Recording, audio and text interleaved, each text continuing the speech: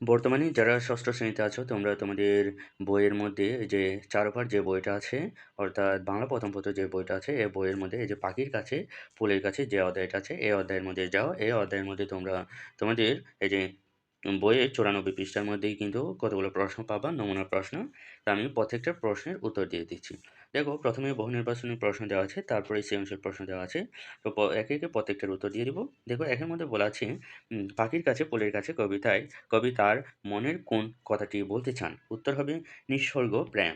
তারপরে পাখির কাছে ফুলের কাছে কবিতা অনুসারে প্রকৃতি মানুষের পরম আত্মীয়। তারপর উদ্দীপকটি পড়ো এবং ৩ ও ৪ নম্বর প্রশ্নের উত্তর দাও। তাহলে তোমরা অবশ্যই উদ্দীপকটা পড়বা, আমি কিন্তু উত্তরগুলো দিয়ে দিচ্ছি। এই যে দেখো, ৩ নম্বরে বলা আছে উদ্দীপকের বক্তব্য কবিতার কোন চরণের সাথে সাদৃশ্য বা সঙ্গতিপূর্ণ? ক-তে এই যে দেখো, ক উত্তর হবে পাখির কাছে ফুলের কাছে মনের কথা কয়। তারপরে দেখো তোমাদের বইয়ের এই যে ৯৫ পৃষ্ঠার মধ্যে যাও। এই যে এখানে ৪ নম্বরে বলা আছে মনিরের ভাবনার সাথে কবি আল মাহমুদের ভাবনার মিল কোথায়? তাহলে উত্তর হবে প্রকৃতি সৌন্দর্যের প্রতি মমতাবোধ। তাহলে এই যে নিচের দিকে দেখো, এই যে ৯৫ পৃষ্ঠার সৃজনশীল প্রশ্ন, একের মধ্যে বলা আছে, এই যে দেখো, একের মধ্যে একটা উদ্দীপক দেওয়া আছে, তারপরে ৪ টা প্রশ্ন দেওয়া আছে। এই ৪ টা প্রশ্নের উত্তর আমি খুব সুন্দর করে এবং সহজ করে ছোট করে সাজিয়েছি। তাহলে তোমরা ভিডিওটা দেখতে থাকো। তাহলে উদ্দীপকটা তোমরা নিজেরাই পড়বা। অবশ্য পরীক্ষার মধ্যেও কিন্তু উদ্দীপক লেখা থাকবে হুবহু। যদি এটা আসে তাহলে হুবহু এরকম লেখা থাকবে। শুধুমাত্র তোমাদের প্রশ্নগুলোর উত্তর করতে হবে। তো দেখো, আমি আ উদ্দীপক না পড়ে আমি প্রশ্নের উত্তর দিয়ে দিচ্ছি। দেখো, ক-তে বলা আছে পাখির কাছে ফুলের কাছে কোথায় কবিতায় কোথায় আজ কাব্য হবে? তাইলে দেখো, আম উত্তর হবে এই যে পাখির কাছে ফুলের কাছে কবিতায় কোথায় আজ কাব্য হবে? উত্তর হবে পাখির কাছে ফুলের কাছে কবিতায় রক্ত জবার জোপের কাছে আজ কাব্য হবে।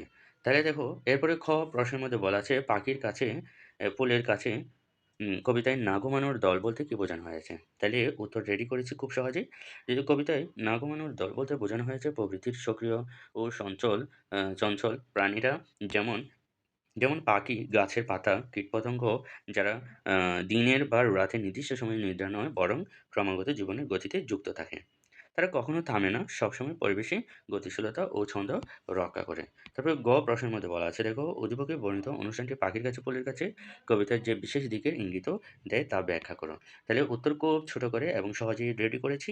দেখো, উদ্দীপকে বর্ণিত টেলিভিশন অনুষ্ঠান জীবন ও প্রকৃতির বিভিন্ন উপাদান, জীবজন্তু ও তাদের সহাবস্থানের চিত্র দেখায়। পাখির কাছে ফুলের কাছে কবিতায় ও প্রকৃতি ও জীবনের আন্তঃসম্পর্কের ছন্দময় সহাবস্থানের বিষয়টি ফুটে উঠেছে। অনুষ্ঠানটি দেখানোর মাধ্যমে শিক্ষণীয় বিষয় হলো প্রকৃতি তখনই পূর্ণতা পায় যখন সব প্রাণ ও উপাদান একে অপরের পরিপূরক হিসেবে মিলে থাকে। তাই অনুষ্ঠানটি কবিতার সেই মূল দিকেরই চিত্রায়ন।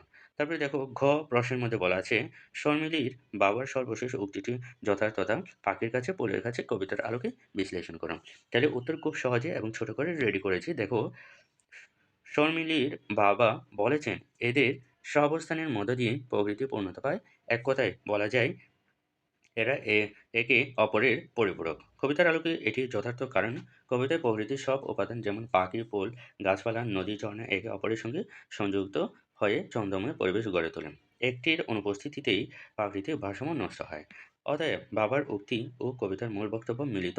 প্রকৃতির পূর্ণতা আসে জীবের সহাবস্থান ও পারস্পরিক পরিপূরকের মধ্য দিয়ে। তো এটা হচ্ছে তোমাদের বইয়ের যে সৃজনশীল প্রশ্ন আছে, এই সৃজনশীল প্রশ্নের সম্পূর্ণ উত্তর। আমি কিন্তু প্রথমেই বহু নির্বাচনী প্রশ্নের উত্তর দিয়ে দিচ্ছি, তারপরে সৃজনশীল প্রশ্নের উত্তর দিয়ে দিলাম। তো দেখো, তোমাদের ষষ্ঠ শ্রেণীর যে বাংলা প্রথম অর্থাৎ চারুপাঠ যে বইটা আছে, এই বইয়ের মধ্যে প্রত্যেকটা অধ্যায়ের কিন্তু উত্তর আমি রেডি করেছি। প্রত্যেকটা ভিডিও কিন্তু আমার ইউটিউব চ্যানেল অথবা ফেসবুক পেজের মধ্যে আপলোড দেওয়া আছে। ২ টার মধ্যেই কিন্তু দেওয়া আছে। তো আমি খুব ছোট করে এবং সহজেই দিয়ে দিছি প্রত্যেকটা অধ্যায়ের উত্তর। তো আমার এই ভিডিওর পরে কিন্তু আরেকটা অধ্যায় বাকি থাকবে। এই অধ্যায়টাও আমি সংযুক্ত করে দিয়ে দিব। ঠিক আছে? তো আমি তোমাদের যে ষষ্ঠ শ্রেণীর বাংলা প্রথম থেকে শুরু করে প্রত্যেকটা বিষয়ের উপর কিন্তু আমি ভিডিও দিচ্ছি। তোমরা সাথেই থাকবা। তো এটাই হচ্ছে আজকের ভিডিও।